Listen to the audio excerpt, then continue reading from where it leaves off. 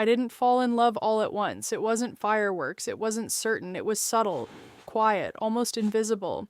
I fell in love through understanding, through patience, through giving people the benefit of the doubt, even when my heart was quietly asking for more.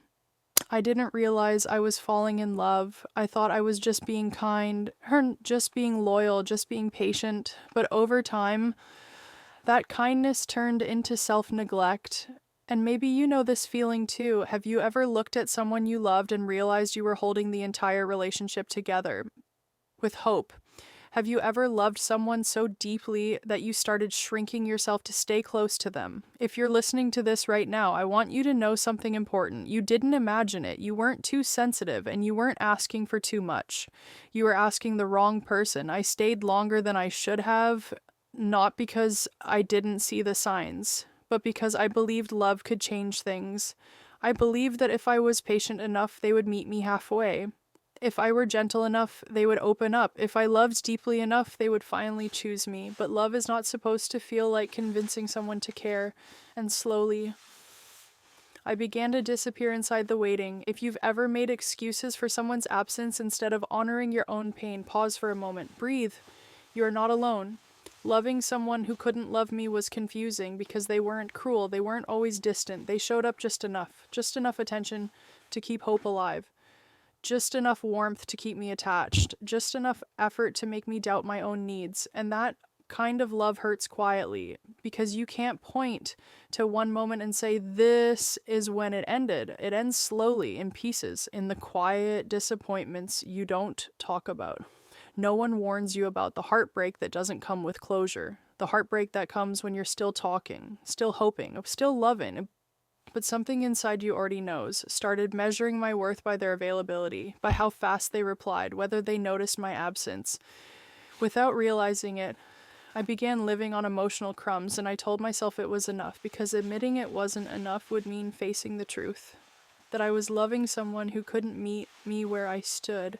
If you've ever felt guilty for wanting reassurance, consistency, or emotional safety, hear this clearly. Those are not luxuries, they are needs. I confused potential with reality. I loved who they could be, not who they consistently were.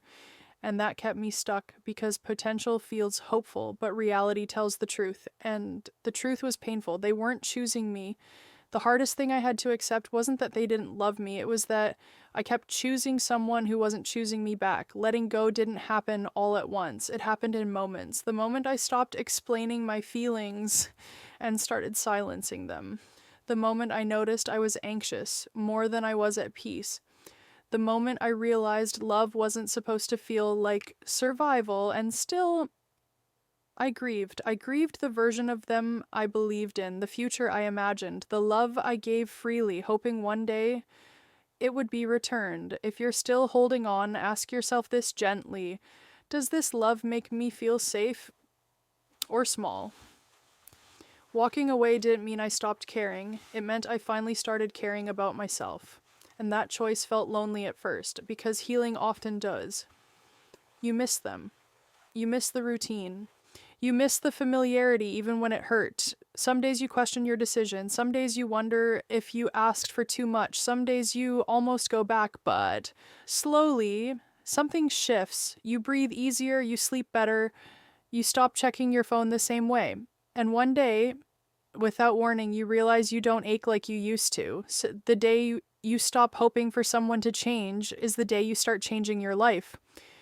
I learned that love should not feel like emotional labor. You shouldn't have to translate your pain. You shouldn't have to beg to be understood. And if someone can't meet you with the same effort you give, that is not a failure on your part. That is clarity. If this message resonates, take a quiet moment right now, not for anyone else, just for yourself. The love you gave wasn't wasted. It showed your depth, your capacity, your humanity, and one day someone will meet you with the same openness, the same effort, the same care. But before that, you must learn to give that love back to yourself. Set boundaries, honor your intuition. Trust that walking away was an act of courage, not weakness.